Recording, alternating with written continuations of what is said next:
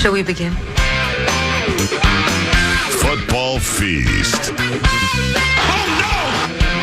Oh, well. Bullseye! Holy Toledo! Fire away.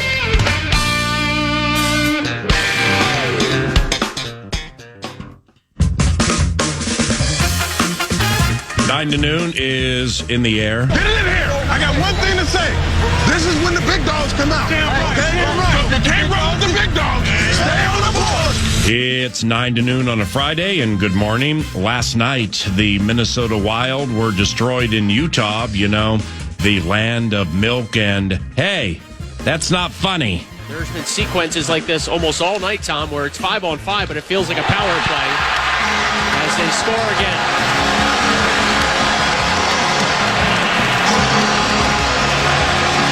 I mean, it has just been an offensive zone clinic in this third period from Utah.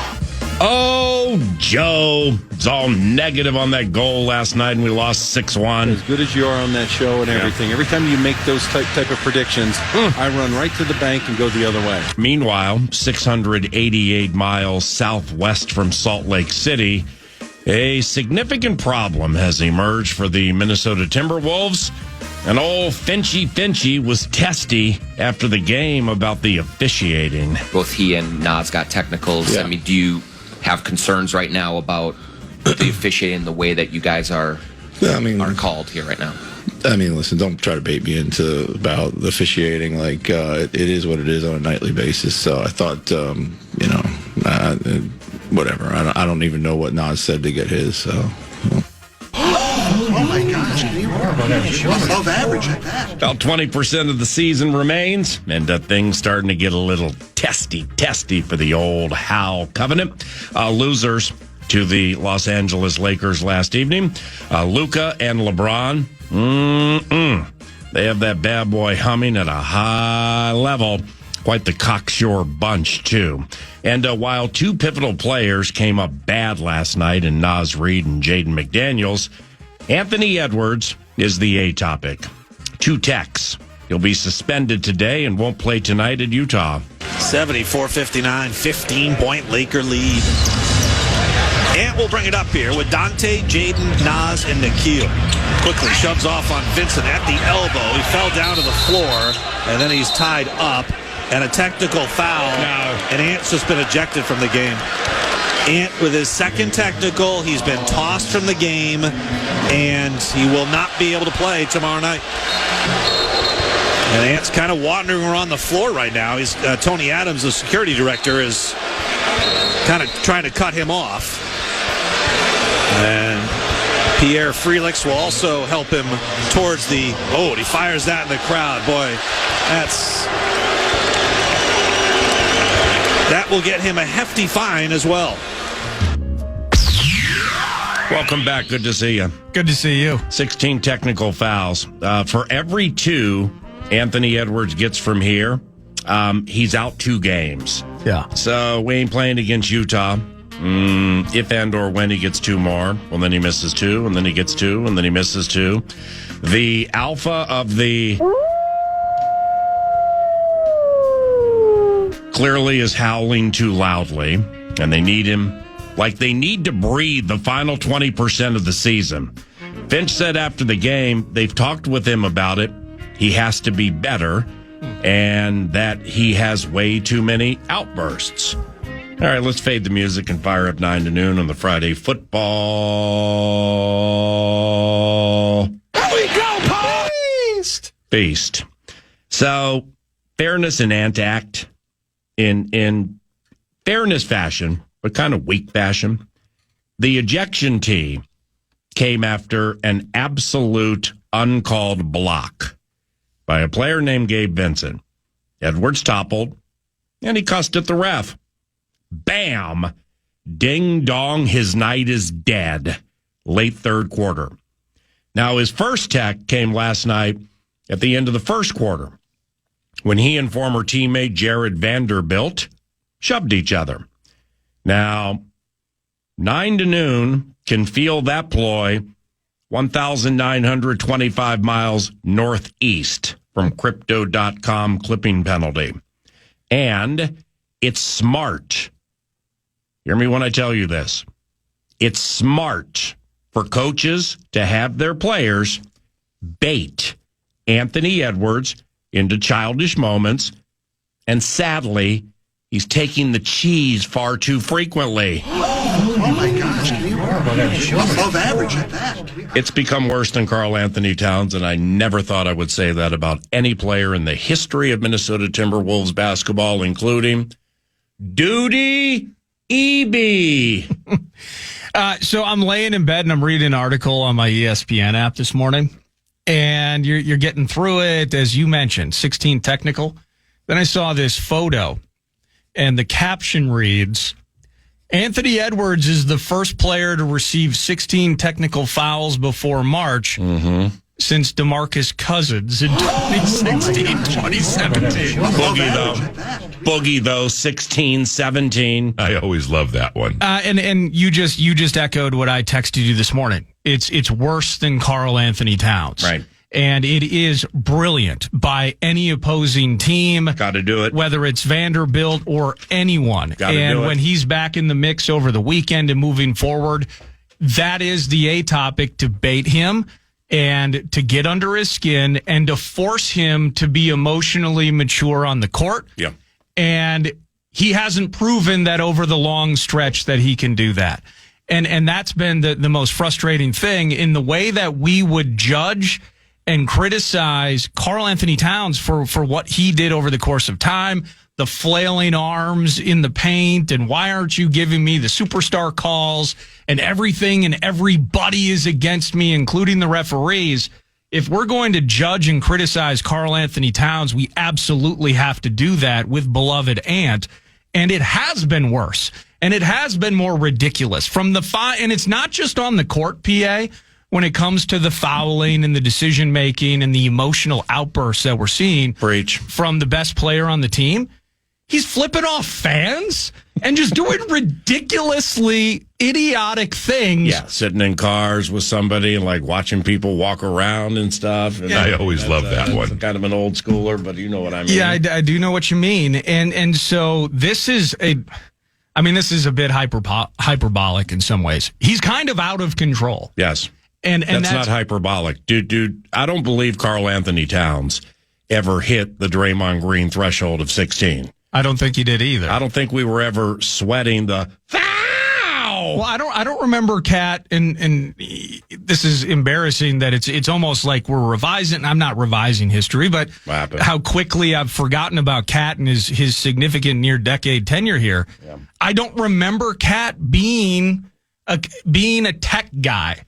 On the high end of things. Yeah. He would complain. Yeah. There's no doubt about that. But when we're talking about conduct that requires fining, it requires significant verbal throwdowns with the referees, I don't remember any of that with Cat. Right. And so I don't know how this spawned or what this is as it pertains to Ant, but he's actually costing the team in these situations. Right. And, even his quote after the game, it was something like, they're going to do what they do, bruh.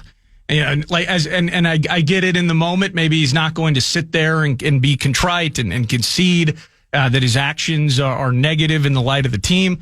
But this is disastrous. And even with Coach Finch, you can hear his frustration there. I will say, as much as I love Coach Finch, I think that there has actually been almost a voice against the referees coming from multiple people with this team in recent weeks. Yeah. That there has been a bit of it's on them, it's not on us. It's not incumbent to, it's not our responsibility in terms of how games are being officiated. The refs not necessarily vocally saying they're out to get us, but that they're just junk, and in some ways we're victims of that. Mm-hmm. Anthony needs to grow the bleep up in a hurry, man. I mean, all this is doing is setting back a team that is already in a frustrating spot, trying to make new people mesh, dealing with a ton of injuries in a super muddy Western Conference after setting what they believed was a standard of success going deep into the playoffs a year ago. And so while you're gripping, you need your best players to step up. And as good as Anthony Edwards is, just X's and O's playing hoops, This washes away a ton of that, in my opinion. So it's really bad, man. And it's worse than Karl Anthony Towns. As many times as we've judged and criticized him, this is worse from Anthony. So here we're set to start a Friday football feast, and I'm excited to share with you my thoughts on cornerback Carlton Davis, free agent guard Brandon Sheriff, and pass rusher and defensive end, a cat named Michael Hoyt. But you know what's also sad about this atopic situation with Anthony Edwards is suspended tonight. All right, when suspended is tied to something, yeah, it's a 10 of 10. It's not hyperbolic. And then he gets two more. I think he's favored to get two more. Why wouldn't he be? Human nature seems to be dominating this conversation. Well, then you're going to lose him twice, maybe in the final 10% of the season. And what's sad too from last night is this is overshadowing the amazing effort by rookie Terrence Shannon Jr. Yeah. I mean, seriously, go ahead, kid. 29 minutes, 9 of 15 shooting, 6 of 6 from the line, with 3 fouls, including one that was an abysmal call. It was absolutely abysmal. What sticks out there? Shannon knew it was a bad call and kept his mouth shut, despite visibly being frustrated. Oh my gosh. Maturity. Team first check mark for the old 24-year-old. Yeah, team first. Yeah, thy, not I. This is 100% on Anthony Edwards because he's flashing brightly on the radar. And NBA refs are pestered so much and verbally assaulted so frequently, they have become stoic and arrogant and are going to call every little thing Edwards does. And by the way, also will swallow the whistles when he's involved in a 50-50 call. Shame on Anthony if he even gets a single technical foul the rest of the journey. It's compromising the team, man. It's clear he cannot control his emotions. Teams are going to take free swings at him in hopes of a meltdown. Yep. And he and the team now have to deal with that, which is not ideal when you're still down Julius Randle and Rudy Gobert. And finally, the Timberwolves are falling in the standings and were passed last night by the Golden State Warriors, which turned a 14-point deficit late in the game into a Dubs dub thanks to Steph Curry's 56. He made 12 three-pointers and went 12 of 12 from the line. Basketball immortality also doesn't drop F-bombs on the officials and has just 2 T fouls this season, if you were looking for a little context. I always love that one. It's crazy. I think both things can be true. I think both things can be true because last night playing the Lakers, for instance, a lot of people will use the Luka example, right? Where you breathe on him, he gets contact, he gets to the line, the free throw merchant in Oklahoma City with SGA. I think both things can be true, that the referee situation is frustrating, that it is irritating, that it feels subjective. Officiating in the National Football League and the NBA never has been worse. It never has been worse. And I can say that because I've watched it for a long time. I don't have an agenda, and I'm playing from the heart right now. I don't know what's going into the hiring of some of these officials in the National Football League and some of these refs in the NBA. It's the worst it has been in all 30-ish years I've watched both sports. It's been absolutely hideous. And so, but both things can be true, that, and then also, how do you handle that? You handle it with composure, Same. with poise, you handle it with maturity. Same. Or we see what Anthony Edwards is doing. And that is proving, again, to be detrimental to the team. And that's super negative. You mentioned that's where this is at. As the Wolves continue to fall, you see teams like the Warriors right now, and it's almost hitting you like that old school tidal wave at Oracle when you just knew Klay Thompson and Steph were going to drop 30 on you in about 4 minutes from the perimeter. And that's the way, especially since picking up Jimmy, that's what they are doing. The Lakers had already found themselves in a top 6 spot, and that Luka LeBron thing is working very quickly. The sand is running out of the hourglass on this season, not just from a health perspective, but from a standings perspective, It's out of the hourglass. and we can't have our best player. You want to love Ant. We love Ant. We Yes, love what we he's love doing him. for the team. There's no doubt about that. We howl with that homie. We need you to stay on the freaking court, man. We need you to stay on the freaking court, and we need you to bite the tongue. Yep. And we need you to move forward. And hopefully there's something learned from missing tonight's game. All right, Anthony, man. We'll miss you tonight. Thanks to TimberTech and TimberTech.com. What's on deck 9 to noon includes the fact that I'm calling a Wolves-Spurs game on KFAN a week from Sunday, and with Kevin Lynch, who joins us in studio today at 11 o'clock. Alan Horton's going to do television, so they graciously asked me if I would make my NBA debut, and quite excited about that. A week from Sunday, Wolves and Spurs. Football for the rest of the football feast journey outside of the Lynch piece, and a few combine catch-up chats coming up during the course of the 9 to noon Friday football feast. The first is with Mike Florio from ProFootballTalk.com. Pete and I ran into him in Indianapolis. Actually, just I did, and we will play that back around the corner. Once again, courtesy of TimberTech and TimberTech.com. Nordo produces, and I'm Paul Allen. This is 9 to noon on FM 100.3 KFAN.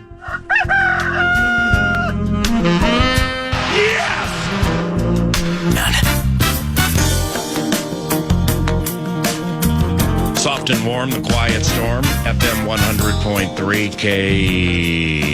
KFAN. Vikes Bites with Nordo coming up around the corner. Some NFL Combine Covenant catch-ups with elite draft minds beginning at about 10:03. And Mike Florio from ProFootballTalk.com and an interview I recorded with him before darting out of Indianapolis a couple of days ago. Speaking of the Indianapolis Scouting Combine, some noteworthy nuggets from yesterday at Indy. Travis Hunter, who very well could be the first overall pick in the draft in a couple of months, he told reporters he plans on playing both cornerback and wide receiver in the NFL and wants to play 100% of the snaps. What in the hell are you doing? Holy cow. The Colorado prospect would not reveal which teams with whom he's had meetings at the NFL Scouting Combine, but Travis Hunter, dead set on playing every snap in every game, to which we respond, good luck with that. Also, Kansas City Chiefs guard Trey Smith will be receiving the franchise tag from the Kansas City Chiefs, but they hope to strike a long-term deal, and we'll continue those discussions. Ian Rappaport of NFL Network adds Smith's going to earn $23.5 million fully guaranteed in 2025 on that one-year deal. And finally, after consulting with doctors this yesterday morning, Penn State's Abdul Carter has a plan that does not involve surgery for what now has been learned is a small stress fracture in his right foot. Oh my gosh. Damn. Abdul Carter, stress fracture right foot, plans to work out at Penn State's Pro Day, and that could be a kick in the old top selection scenario for Abdul Carter. I always love that one. Meanwhile, PFT, Mike Florio, just running down luminary after luminary with just a ton of interviews, right? Well, 20 on Tuesday, 15 on Wednesday. 20 was all coaches and general managers. Today was the edge, linebacker, and defensive tackle prospects, plus a couple of strays we didn't get to yesterday, like Mike McDonald, the Seahawks, and Nick Caserio, the Texans. It all just kind of blurs together. But I'll tell you what, from your perspective, given that you are Viking-centric, it does make sense to pay attention to what the Bears are cooking up.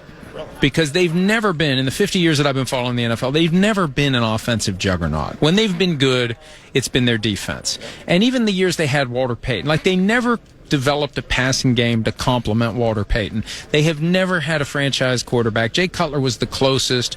They haven't had a true great quarterback since Sid Luckman, and that sounds like a bit, but it's not. It's the truth. If they can get the most out of Caleb Williams, and they made the right hire in a offensive coach who will be joined at the hip with Caleb for 10 years or longer, the Sean Payton, Drew Brees dynamic from New Orleans, they could end up being pretty good. And they've got just kind of a quiet confidence. Now, they had the same thing last year and it blew up in their faces, but it's different this year because it feels like they got the coach they need to get the most out of Caleb Williams. And you look at the division, every team has a solid coach.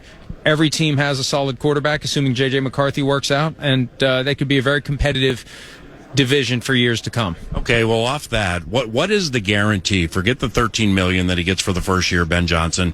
What's the guarantee outside of running high-end offense that he can manage a team, manage conflict within seasons, and just handle the whole thing?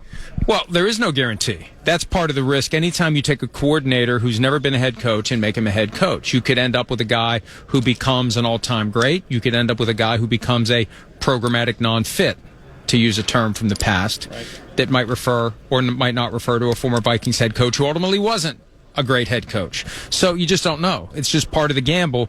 But the reputation of Ben Johnson from the standpoint of play designer, play caller, I had a recently former head coach text me out of the blue during the 2024 season after one of the Lions games that Ben Johnson is the best play caller and play designer right now in the NFL by far, and it's not even close. And that's in a league that has Kevin O'Connell and Kyle Shanahan and Sean McVay. So when you've got that basic foundation and you've proven you can master that part of it, yeah, the next question becomes, can you run the whole thing? Can you command the room? And I heard when he initially interviewed with the Bears and they were doing Zooms that like he jumped out of the screen, that he was so compelling. And if that translates to the locker room, because he doesn't really have the classic football coach look. He's not the former player with the thick neck and the big build like a Dan Campbell. But if he can communicate and if he can inspire and motivate and if he can get guys who are fully committed to doing everything necessary to win games week after, the little stuff when no one's watching film, proper nutrition, sleep, hydration, etc., all those things to get a team ready, he's got a chance. And I'm so used to the Bears being more often than not bad. And I was used to the Lions being far more often than not bad. And hell, when I first started following the Vikings in 1973, the Packers were far more often than not bad. I mean, into the late 80s until they got Don Majkowski, they were bad. They were never even serious playoff contenders. Now every team in the division has the potential to contend, and it's going to make for some exciting games when the old black and blue division teams convene. Mike Florio, ProFootballTalk.com, NBC's Football Night in America, weekly guest 9 to noon from the Indianapolis Scouting Combine. Whether it's interviewing the luminaries with whom you and Chris Sims chat, or just chatting on the side with people. Like when I got here, it's on 9 to noon, we'll talk about Sam Darnold and potentially what's next. I guess I didn't realize how much of a buzz it is creating around the NFL. What's next for Sam Darnold and the Minnesota Vikings? A lot of people around here are talking about it and peppering us about it. What do you think? Well, I mean, when you think of the big stories right now in the league, the proposal by the Packers to ban the tush-push plays become the thing everyone's talking about because there wasn't a whole lot else. Like, what's going to happen with Aaron Rodgers? What's going to happen with Matthew Stafford? What's going to happen with Sam Darnold? And when Kevin O'Connell's making the rounds at the Super Bowl and he says that Sam Darnold has earned the right to become a free agent, that tells me the franchise tag isn't going to be applied. They're going to let him go and see what's out there. And if somebody wants to pay him a significant amount of money to go be their starter, then so be it. If there's a way that he doesn't get the kind of offer that he would readily accept to go see if he can continue what he started last year with a new team and a new coach and a new play designer and a new play caller. If that doesn't work out, then I think there is a path back to Minnesota, just like there would have been a path back to Minnesota last year with Kirk Cousins, in theory, if he hadn't gotten the offer that the Falcons made that the Vikings were never going to match. So I think it's possible he comes back, but I think it's more likely he's going to go to one of these teams that needs a quarterback, and they're going to hope that they get the Vikings version of Sam Darnold and not the Jets and Panthers version. So you don't think from a business standpoint it's pragmatic for the Vikings to, find a handshake situation in Indianapolis or up to free agency in the oxymoron known as legal tampering and franchise him, and knowing they can get whatever back in return because they absolutely know somebody will make that trade? Is somebody going to trade for him at $40 million? Right? Right. But that's the risk you're taking, because if no one is going to bite, then you're stuck paying $40 million to a guy that. And look, what's the objective? Is the objective to be a playoff team that maybe wins a wild card game? Is the objective to try to win a Super Bowl? And I think last year, and it's amazing when you consider how quickly the perception changed from the Packers game, where he comes into the locker room and it's the water bottle shower, it's the hoist on the shoulders, and by the next week, he's airmailing every single pass in that game at Ford Field. And that's when the chariot turned back into a pumpkin. And then by the playoff game, look, it wasn't him. The playoff game, it just felt like a total team failure. They just weren't ready for that game. But that opportunity to be the 1 seed, and if he makes the throws early, that game turns out differently. That game's closer, and the Vikings maybe steal it, and the Vikings maybe have the bye week. And I remember my wife was asking me in the lead up to that game, because NBC made it a big deal. We were there for it. Why is this game so important? It's just the Vikings and the Lions. They play twice every year. It's like, yeah, but like the winner of this game has the inside track to the Super Bowl. And when I said it, like my knees gave out. Like the thought that the Vikings had that within their grasp to have the inside track to the Super Bowl was amazing, and the moment was just a little bit too big. And so you have to ask yourself, is that an aberration or is it an indication of the ceiling for Sam Darnold? Yes, he turned his career around. He changed the perception. He had a great season. But man, when the lights were as bright as they were going to be, it wasn't there. Is that something that can be coached out of him? And again, where does this end? Like, okay, let's do another year with Sam Darnold. All right. And then they go 13-4 or 12-5 or 14-3 again, and they are 1 and done in the wild card round. Then what do you do? At what point do you flip it to J.J. McCarthy? If you're going to do that, if you're going to delay the start of J.J. McCarthy's time as the starter, I say swing bigger. I say trade for Matthew Stafford. But I don't think it works, because if Stafford wants to try to win a Super Bowl, he's just going to stay with the Rams at what the Rams are willing to pay him. I think Stafford's looking to break the bank, even if it means going to a non-contender. Wow. Okay, well, he's a big-name quarterback. Likewise for Aaron Rodgers. Do you think anybody wants Aaron Rodgers?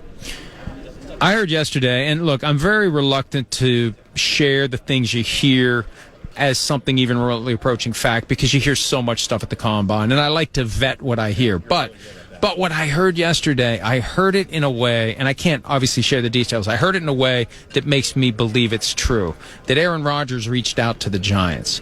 And if Aaron Rodgers is reaching out to the Giants, implicit in that is Aaron Rodgers isn't getting the kind of interest from contending teams that he would want, because the Giants are objectively not a contender. And he said he wants to go to a team that wants him, and he wants to go to a team that's good. And the Giants currently aren't good. They got a lot of work. But if that's true, that tells me there's not a lot of interest. That tells me the short list of teams where you could line it up just right. The Steelers, the Rams, if they trade Stafford. I don't think they're going to, but if they would, Rodgers is a candidate there. The Colts, who are going to have an open competition at quarterback, that would be something that could maybe get Aaron Rodgers' attention. The Titans, if he would decide to go there, that's a team that could become a contender with his presence. If he's calling the Giants, his phone must not be ringing off the hook. And it could be a lot like what happened with Bill Belichick. Lastly, when chatting with the cavalcade of NFL luminaries with whom you guys speak here at the NFL Combine, Travis Hunter and Cleveland at 2. What are some of the coaches or personnel people saying about him? Because, I've heard nothing but unbelievable things about him. Most people view him as primarily a defensive back. Andrew Berry, the Browns GM, told reporters yesterday that he looks at him first as a receiver, which is fascinating. And, the other side of this, which exposes one of my concerns about the draft, if Travis Hunter wants to play both ways on a regular basis, it doesn't matter if he's drafted by a team that says, you're not going to do that. You're a corner, and we're going to develop you as a corner. We'll give you a package, we'll humor you, but we're not going to let you regularly play both sides. So by him not being able to pick his team, he's got to hope that whoever drafts him is willing to give in to what he wants if he truly wants to play both ways. The one other thing, too, Chris Sims and I were talking about this. The thing that concerns us about Travis Hunter, and he could prove everyone wrong, he has great instincts. He's got great ball skills. He doesn't have great explosion, speed. And when you get to the NFL level, are you going to be able to compensate for the fact that you just don't have the physical skills to match the guy across from you with great instincts and great ball skills. It's up to him. He's got to have a higher ceiling in a less tangible area where when you focus on size, speed, strength, he might be a step behind the receivers he's going to be covering on a regular basis or the defensive backs he's trying to get away from. That could be the key. It might be fine. It might be perfectly fine. He might be one of the guys that defies the measurables, but that's a concern that I've heard over the past couple of days. PFT and the second part of the interview conducted in a storm in Miami. Vikes Bites are next.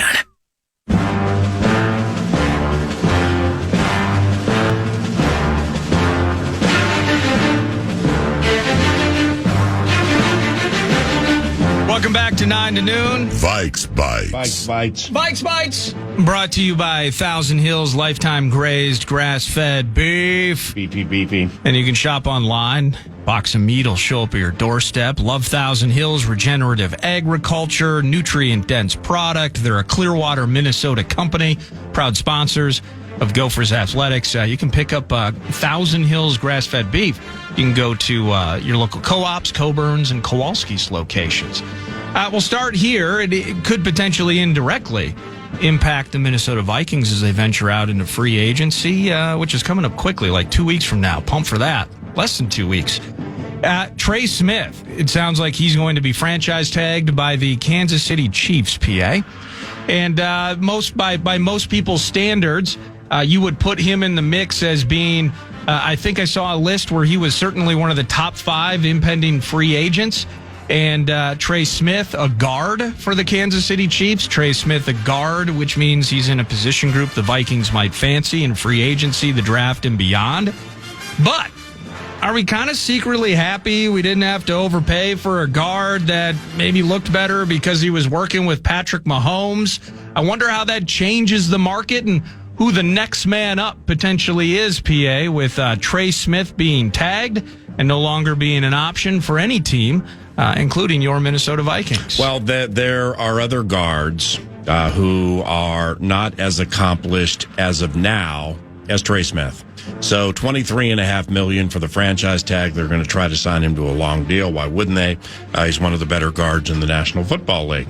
Secondly, as part of the steam gathering went out Indianapolis way, and I shared this yesterday with Ben Lieber, I had the right non-media people telling me that there are 5 to 8 guards in this draft that will help certain teams immediately. If you got, let's say you have big beef-eating, road-grading guard in a power-running, vertical passing offense. He'll start immediately, and he'll probably play 10 years if he keeps himself cool off the field, get himself a couple of contracts. Where that same guard, the road grader, the beef eater, the power run vertical pass guy in some type of a zone scheme might not start right away. Doesn't mean he can't work, but probably won't start right away. So there are position-specific guards, I was told 5 to 8, that teams can snag in the draft and help them immediately. Now, as free agency would go, I find myself a bit smitten with free agent guard Brandon Sheriff, and he's been coveted not only locally in the past, but by many teams, and he got himself a fat deal in Jacksonville, and some would say he wasn't as good as they thought he would be. But if you're going to tear down when it comes to free agent offensive linemen, there's a guy named Will Fries that I think we should keep our eyes and ears on. Yeah, Colts guy, right? Yeah. Hurt himself in season, but it sounds like he should be ready to rock. Yep, and that means price tag goes down. Hey, sorry about that, Will. But nevertheless, Brandon Sheriff is somebody who intrigues me because I think there's still 2-3-ish good years left with him, and he's big. And the thing about Brandon is, I'm not a big fan of using this term, but I'm going to use it because everybody else uses it and it makes sense. He has dog in him. He's a born team leader. He's a galvanizing kind of guy.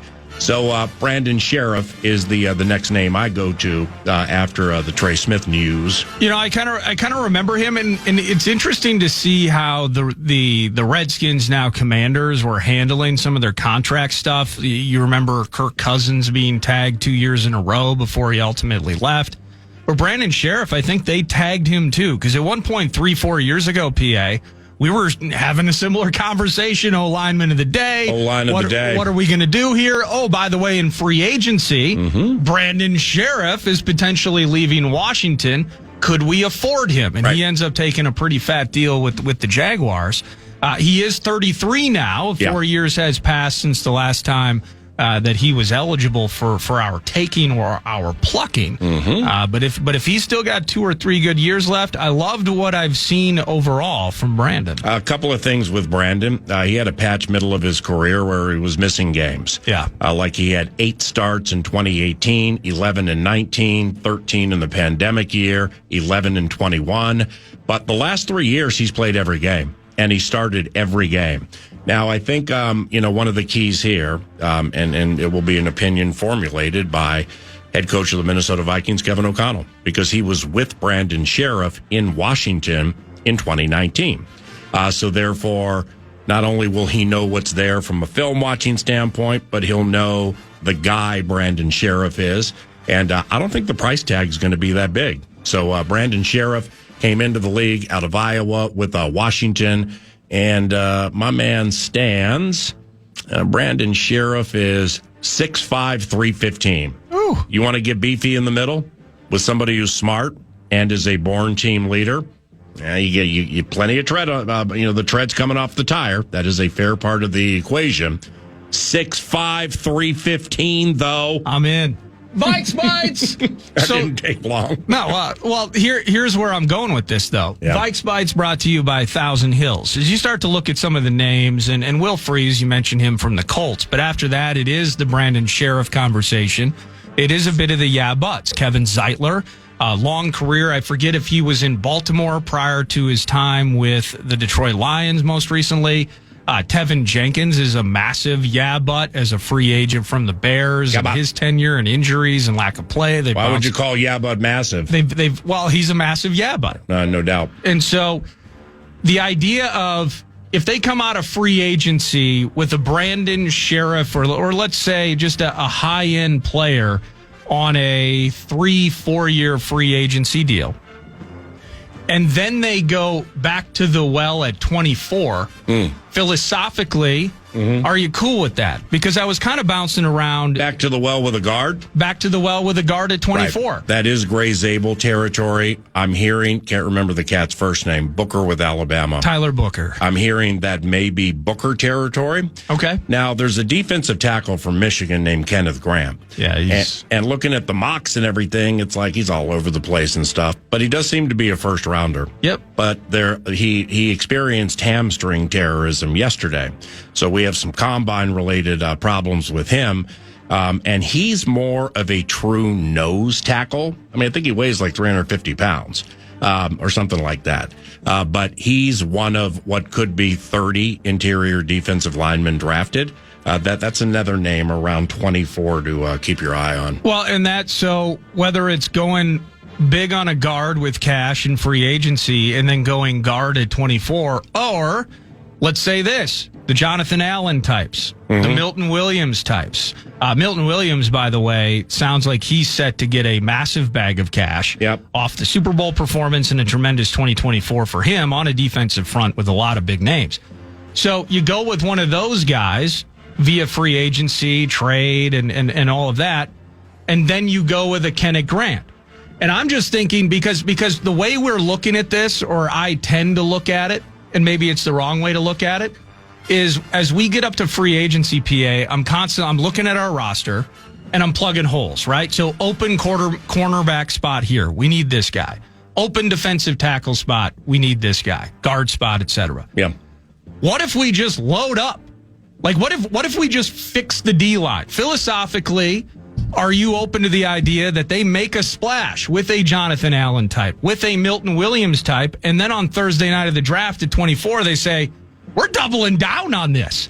One problem we know we're not going to have for the next 5 years is the interior of that defensive front. I got Jonathan Allen on my squad, and he's going to play a ton of snaps, and we're happy to have him. Yeah. I think he's represented by Blake Barrett's locally. Hopefully, I don't know if that matters. We'll he's see. Still under contract. Well, it would require a trade. Require a trade. Right. And they're going to want a draft pick. And so we don't have many draft picks.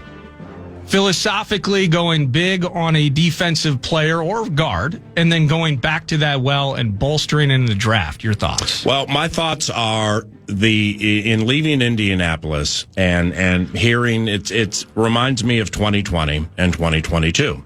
Everything yours truly heard, and others heard it too, about the wide receivers in the pandemic draft, and then the tight ends in the 2022 draft. Well, it proved to be true. And we've heard a lot about interior defensive linemen, game-changing 3 techniques and defensive tackles and running backs. And after chatting with a fair amount of non-media members that I trust without being given names about the depth and the breadth of those 2 spots, I believe that it's unbelievable with the running backs.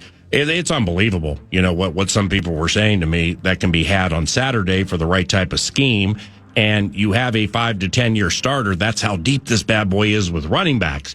So no matter how many picks you end up with, and we have a super special 4 as of right now, you have to leave with one of those defensive linemen and one of those running backs. You just have to. I mean, because if it's that deep, you need to get one or maybe 2. And I mentioned this yesterday.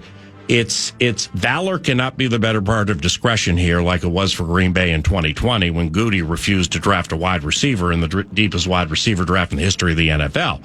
It can't be that unless you can't get to one that you want and it falls off too far.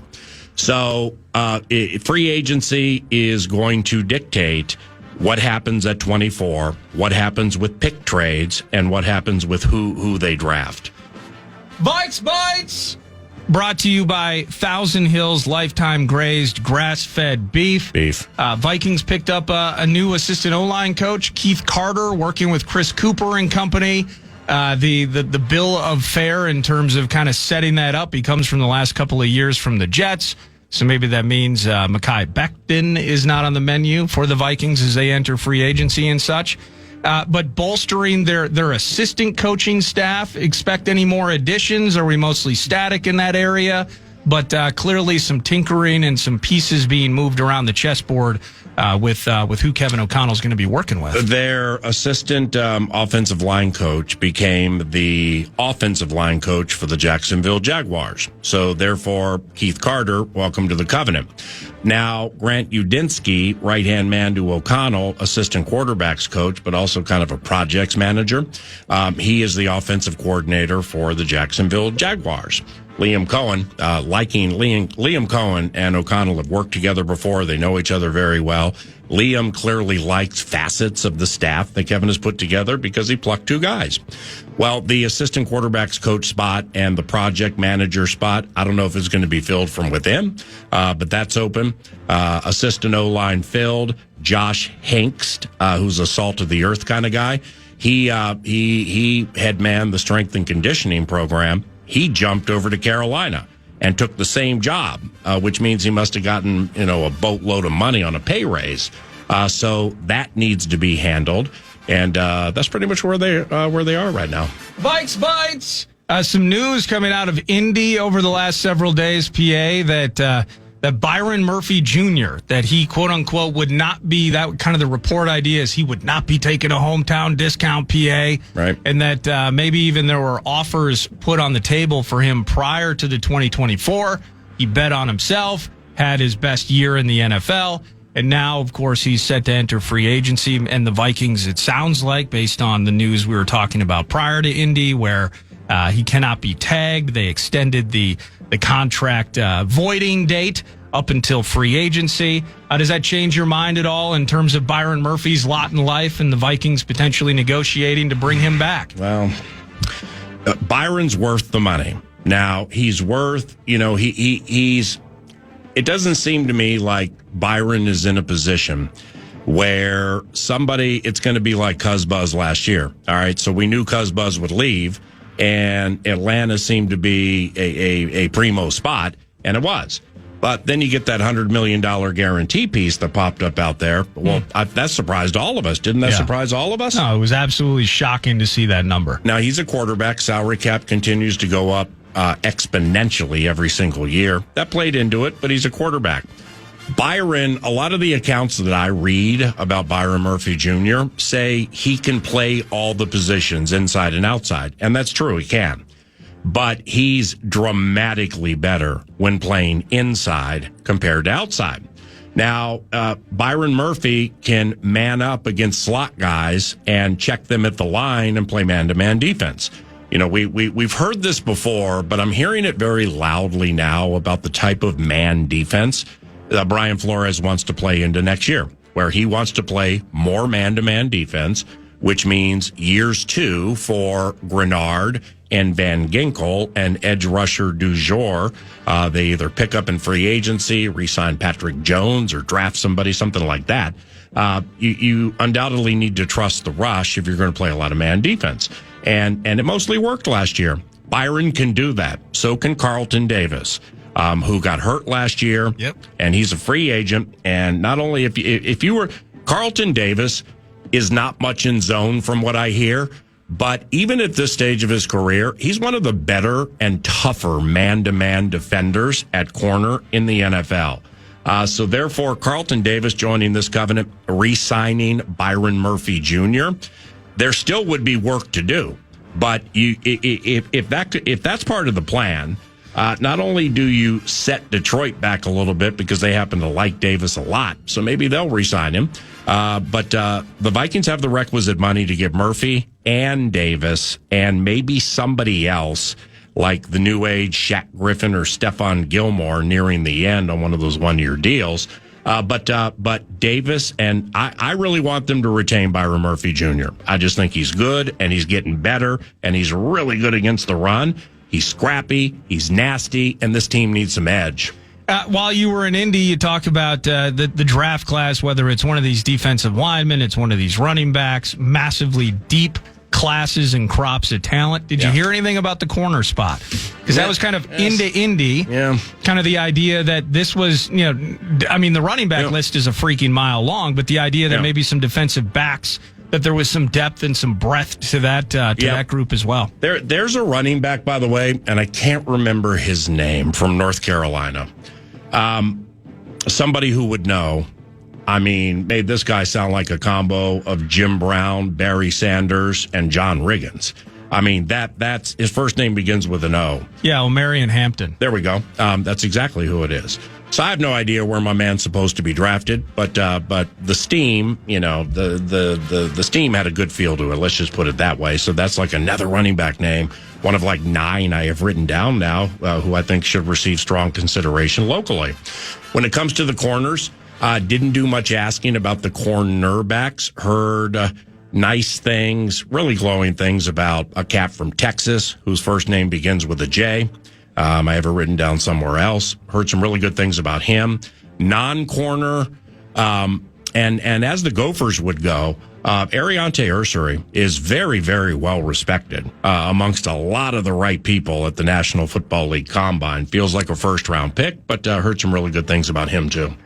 That's Vikes Bites, brought to you by Thousand Hills Lifetime Grazed Grass-Fed Beef. There's a cat named Greg Cosell. He is the executive producer for NFL Matchup, and he's an elite football mind. He's part of the Combine coverage every single year we go.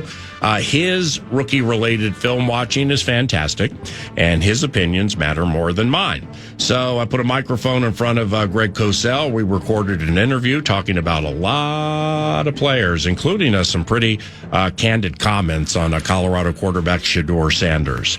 That's next when we hit 10 o'clock at FM 100.3 KFAN.